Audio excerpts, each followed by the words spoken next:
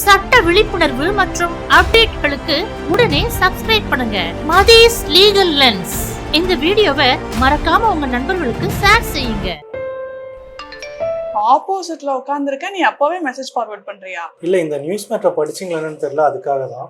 அத நீ இப்படி நேரா கேட்க வேண்டியதானே. சரி, இந்த சுப்ரீம் கோர்ட்ல வந்துட்டு வா வர வர நான் பிராக்டிஸ் பண்ணனா நீ பிராக்டிஸ் பண்றியான்னு தெரியல. சரி விடுங்க, ஒருத்தர் கத்துக்கிறது உங்களுக்கு கொடுக்காது. நீ மட்டுமா கத்துக்கிற, நீங்களும் தானே. சரி, இந்த எக்ஸ்ப்ராப்ரியேஷன் அப்படின்றத பத்தி சுப்ரீம் கோர்ட் வந்து முக்கியமான ஒரு தீர்ப்பு கொடுத்திருக்காங்க. இந்த எக்ஸ்ப்ராப்ரியேஷன் அப்படின்றது என்ன, அது கொஞ்சம் டீடைல்ஸ் சொல்லுங்க. எக்ஸ்ப்ராப்ரியேஷன் என்ன அப்படின்னா, ஒரு பிரைவேட் ப்ராப்பர்ட்டியை பொது நலன் கருதி கவர்மெண்ட் டேக் ஓவர் பண்றதுக்கு பேரு தான் எக்ஸ்ப்ராப்ரியேஷன் அர்த்தம். அப்படி அபகரிக்கிற இல்ல அப்படி எடுத்துக்கிற அந்த பிரைவேட் ப்ராப்பர்ட்டி ஓனருக்கு காம்பன்சேஷன் மாதிரி ஏதாவது கொடுப்பாங்க, இல்ல வேற ஒரு இடம் அலாட் பண்ணுவாங்க. சரி, எந்தெந்த விஷயத்துக்கெல்லாம் ஒரு கவர்மெண்ட் வந்துட்டு பிரைவேட் ப்ராப்பர்ட்டியை வந்துட்டு இந்த மாதிரி கையகப்படுத்துவாங்க? பொது நலன் கருதி, அதாவது ஒரு பப்ளிக் பர்பஸ்க்காக மட்டும்தான் ஒரு பிரைவேட் ப்ராப்பர்ட்டியை கவர்மெண்டால டேக் ஓவர் பண்ண முடியும். மற்றபடி ஒரு எந்த ரீசன்னாலையும் கவர்மெண்டால ஒரு பிரைவேட் ஓன் ப்ராப்பர்ட்டியை, பட்டா இஷ்யூ பண்ண ப்ராப்பர்ட்டியை, ஒருத்தருக்கு லீகலா சாங்ஷனா இருக்கிற ப்ராப்பர்ட்டியை வந்து கேன்சல் பண்றதுக்கோ அதை டேக் ஓவர் பண்றதுக்கோ ரைட்ஸ் கிடையாது. அது வந்து பொதுநலன் கருதி மக்களோட பயன்பாட்டிற்காக அப்படிங்கிற ஒரு ஹெட்டிங்ல தான் வந்து அந்த இடத்த வந்து கவர்மெண்டால அபகரிக்கும். ஆர்டிகல் 300A ஆஃப் இந்தியன் கான்ஸ்டிடியூஷனை பொறுத்த வரைக்கும் எல்லாருக்குமே வந்து ரைட் டு ப்ராப்பர்ட்டி இருக்கு. பட் இது கவர்மெண்ட் டேக் ஓவர் பண்ணது அப்படின்னா பப்ளிக் பர்பஸ்க்காக மட்டும்தான். சரி, இப்போ ஒரு பிரைவேட் ப்ராப்பர்ட்டியை கவர்மெண்ட் டேக் ஓவர் பண்ணணும் அப்படின்னாக்கா அதுக்கு என்னென்ன ஸ்டெப்ஸ் வந்துட்டு கவர்மெண்ட் வந்து ஃபாலோ பண்ணணும்? ஃபர்ஸ்ட், இது பப்ளிக் பர்பஸ்க்காக மட்டும்தான் இந்த ப்ராப்பர்ட்டியை டேக் ஓவர் பண்றோம் அப்படிங்கறத வந்து கவர்மெண்ட் வந்து ஸ்ட்ராங்கா ப்ரூவ் பண்ணணும். அதுக்கப்புறம் ப்ரிலிமினரி நோட்டீஸ்ங்கிற மாதிரி கொடுக்கணும். இந்தந்த ஏரியால இந்த பர்பஸ்க்காக நாங்க வந்து அக்வயர் பண்ண போறோம் அப்படிங்கிற ப்ரிலிமினரி நோட்டீஸ் கொடுக்கணும். அதுக்கப்புறம் கன்சர்ன் லேண்ட் ஓனர்ஸ்க்கு இண்டிவிஜுவல் நோட்டீஸ் இஷ்யூ பண்ணி ஆகணும். உங்களோட இடத்த இந்த பர்பஸ்க்காக நாங்க அக்வயர் பண்ண போறோம், நீங்க வந்து அதுக்கு என்ன சொல்றீங்க அப்படிங்கிற மாதிரி ஒரு பிரிலிமினரி நோட்டீஸ் வந்து கவர்மெண்ட் இஷ்யூ பண்ணணும்.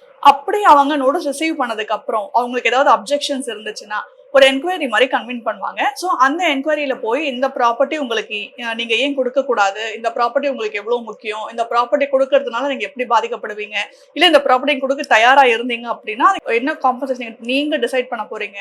அதுக்கப்புறம் இந்த ப்ராப்பர்ட்டியை கொடுக்கறதுக்கு பதிலா வேற ஏதாவது ப்ராப்பர்ட்டி ஒரு கவர்மெண்ட் கொடுப்பாங்களா அப்படிங்கிற மாதிரி ஹியரிங் அண்ட் அப்ஜெக்ஷன்ஸ் ப்ராசஸ்ல என்கொயரி கண்டக்ட் பண்ணுவாங்க.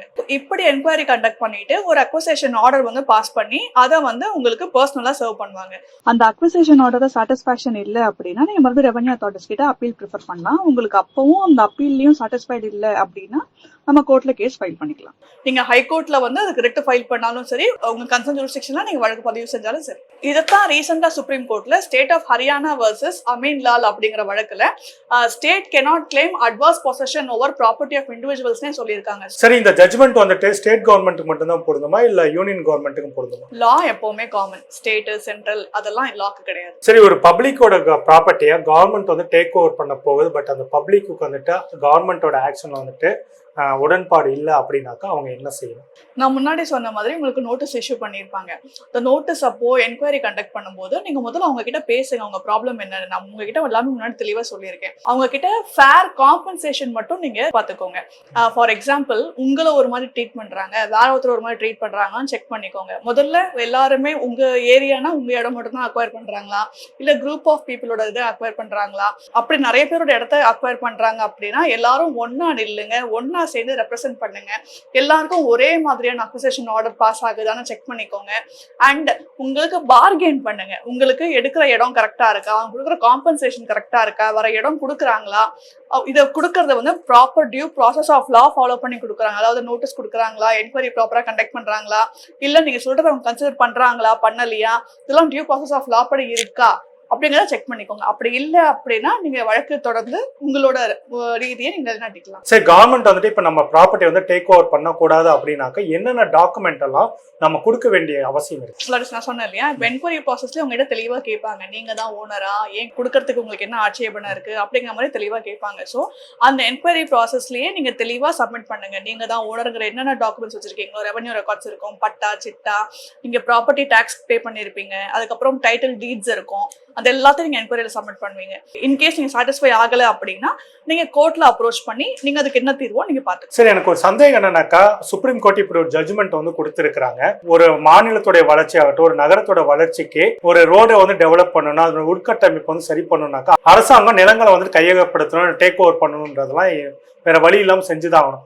அப்படி இருக்கும்போது உச்சநீதிமன்றம் இப்படி சொல்லும் போது அது அந்த ஏரியாவுடைய உள்கட்டமைப்பு வளர்ச்சிக்கு வந்துட்டு முட்டுக்கட்டையா இருக்காதா? எந்த இடத்த அவங்க எடுக்கிறாங்க, யார்கிட்ட இருந்து எடுக்கிறாங்க, அவங்க எடுக்கிற முறை கரெக்டா அப்படிங்கறத ஃபாலோ பண்ணணுங்கிறதா சுப்ரீம் கோர்ட்ல தெளிவா சொல்லியிருக்காங்க. நீ எடுக்கவே கூடாதுன்னு சுப்ரீம் கோர்ட்ல ஸ்பெசிஃபை பண்ணல. எடுக்கிற விதம் கரெக்டா இருக்கா, இன்கேஸ் எடுத்தா தப்பா எடுத்தா என்ன பண்ணணும், அண்ட் இந்த மாதிரி கவர்மெண்ட் ஒரு ஜிஓ இஷ்யூ பண்ணி நாளைக்கு நாங்க இந்த இடத்துல நாங்க ப்ராப்பர்ட்டி நாங்க அபகரிச்சிக்க போறோம்னு சொல்லிட்டா இந்த இடத்துல 30 வருஷத்துக்கு மேல இருந்தா, ஏன் பரம்பரையா இருந்த உங்களுக்கு எப்படி இருக்கும்?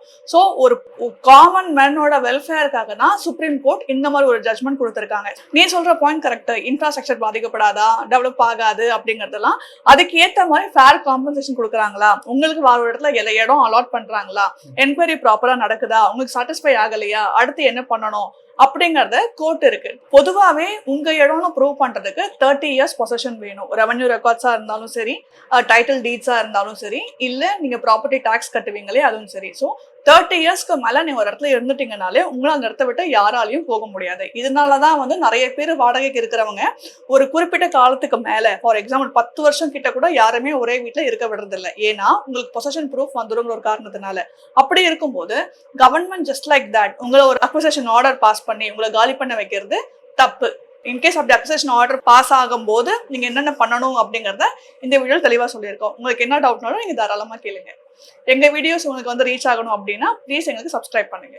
உங்க குடும்பத்துல இருக்கிறவங்களுக்கு தான் மேக்ஸிமம் கொடுப்பாங்க. அப்படி இல்ல உன்னால உன்னோட ஃப்ரெண்டு, உன்னால நான் அவங்களை நம்ப முடியும் அப்படின்னா நீ அவங்களுக்கு கொடுக்கலாம். ஆனா பெரும்பாலான ஃப்ராடுலன்ட் கேசஸ்ல தெரியாதவங்களுக்கு பவர் ஆஃப் அட்டார்னி எழுதி கொடுத்து அவங்க பிரின்சிபலுக்கு தெரியாம சில விஷயங்கள் பண்ணி இல்ல வித்து இல்ல அவங்களை ஏமாத்தி அந்த மாதிரி நடக்கிற விஷயங்கள் தான் ஜாஸ்தி. சோ குடும்பத்துல அதுக்காக நான் ஏமாத்த மாட்டாங்கன்னு சொல்ல வரல. எப்பவுமே நீங்க யாரை நம்புறீங்களோ அவங்களுக்கு பவர் ஆஃப் அட்டார்னி எக்ஸிக்யூட் பண்ணி கொடுங்க.